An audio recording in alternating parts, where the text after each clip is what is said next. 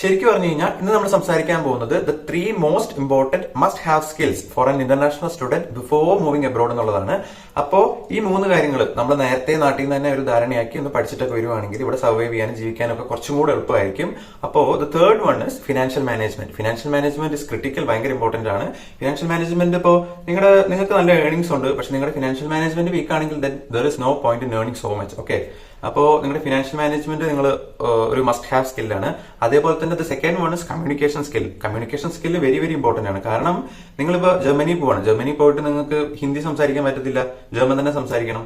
അതേപോലെ തന്നെ ഇപ്പോൾ അയർലൻഡ് ചൂസ് ചെയ്ത ആളാണെങ്കിൽ നിങ്ങളെങ്കിൽ you have made a right decision. കാരണം അയർലൻഡ് ഒരു ഇംഗ്ലീഷ് സ്പീക്കിംഗ് കൺട്രിയാണ്, so things are much easier.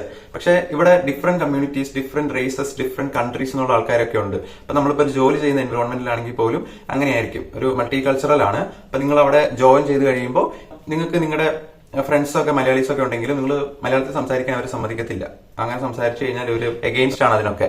So നമ്മുടെ കമ്മ്യൂണിക്കേഷൻ പ്രോപ്പർ ആക്കിയിരിക്കണം. അപ്പോ അത് വളരെ ഇമ്പോർട്ടന്റ് ആണ്. അതുപോലെ തന്നെ the first one is cooking skills. നിങ്ങൾക്ക് കുക്ക് ചെയ്യാൻ അറിയുമെങ്കിൽ നിങ്ങൾക്ക് എവിടെ പോലും ജീവിക്കാം. കുക്കിംഗ് സ്കിൽസ് വളരെ വളരെ ഇമ്പോർട്ടന്റ് ആണ്. ഓക്കെ, നിങ്ങൾ പട്ടിണി കിടക്കാണ്ട് ജീവിക്കണമെങ്കിൽ കുക്കിംഗ് അറിഞ്ഞിരിക്കണം.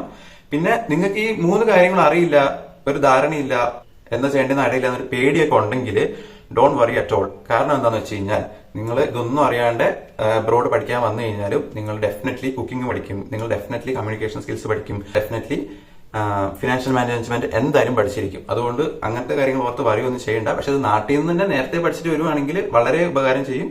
ബട്ട് സ്റ്റിൽ നിങ്ങൾക്ക് ഇതൊന്നും അറിയില്ലെങ്കിൽ പോലും നിങ്ങൾക്ക് ഇവിടുന്ന് നല്ല സൂപ്പർ ആയിട്ട് ഇതൊക്കെ പഠിച്ച് തിരിച്ച് നാട്ടിലേക്ക് പോയിട്ട് വേറൊരാളായിട്ട് പോകാനും പറ്റും. നിങ്ങൾക്ക് ഇതൊക്കെ ഇവിടുന്ന് തന്നെ ഒരു കുഴപ്പമില്ലാണ്ട് പഠിക്കാനും പറ്റും.